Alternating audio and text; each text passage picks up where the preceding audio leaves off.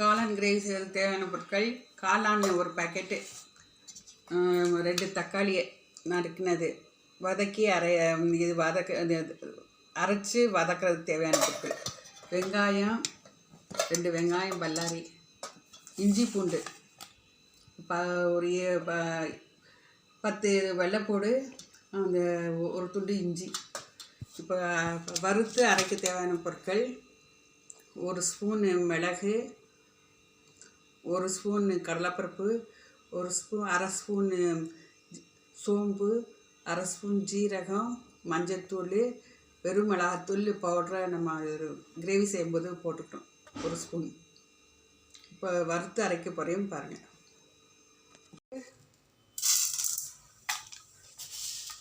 கடுகு போட்டு தாளிச்சிட்டு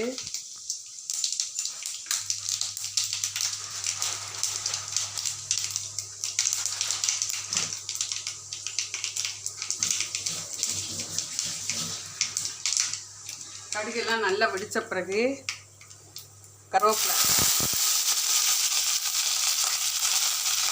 போட்டுட்டு வெங்காயம் இஞ்சி பூண்டு விழுது அரைச்ச விழுதை வதக்கணும்.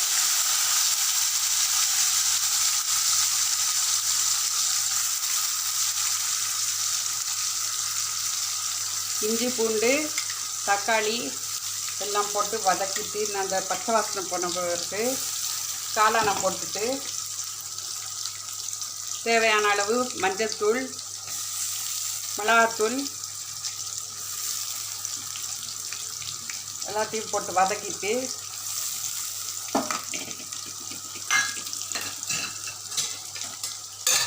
இந்த பச்சை வாசனை போகிற வதக்கணும்.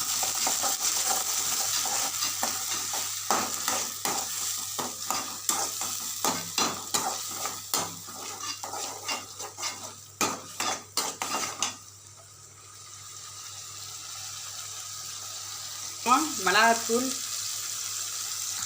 மஞ்சள்தூள்,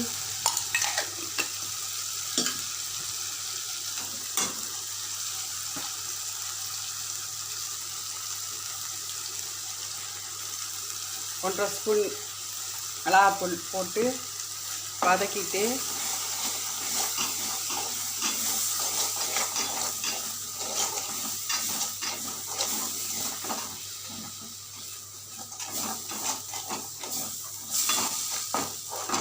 காளானை போடணும்.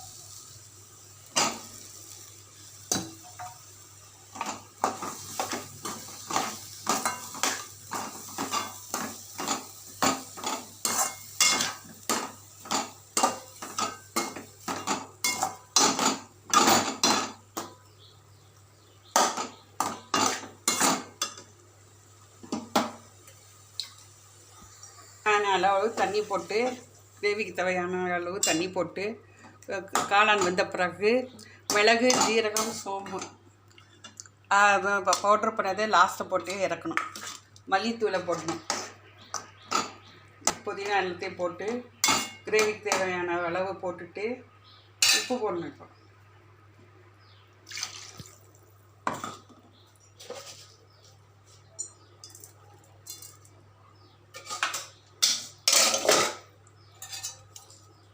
இந்த மாதிரி ஒரு முறை செஞ்சு பாருங்கள், டேஸ்ட்டாக இருக்கும். இது வேகட்டும். வெந்த பிறகு பவுடரை போடணும். கடைசியில் கொத்தமல்லி தலைகளை போட்டுடணும். போட்டுட்டு நம்ம மிளகு, ஜீரகம், சோம்பு, கடலைப்பருப்பு எல்லாம் வறுத்த பவுடரை லாஸ்ட்டில் போட்டுட்டா டேஸ்ட் அதிகம் கொடுக்கும். இந்த மாதிரி செஞ்சு பாருங்கள். செஞ்சு பார்த்து ஷேர் பண்ணுங்கள். எங்கள் சேனலுக்கு சப்ஸ்கிரைப் பண்ணுங்கள், சப்போர்ட் பண்ணுங்கள். டேஸ்டான அருமையான காளான் கிரேவி ரெடி.